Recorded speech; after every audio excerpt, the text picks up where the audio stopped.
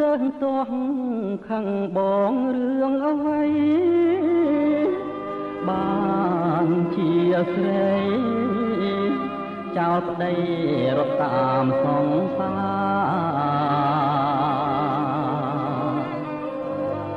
ររឿងមួយរូបបងគុំគួ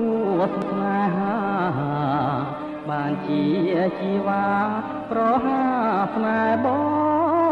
ងតែបើរូបប្តី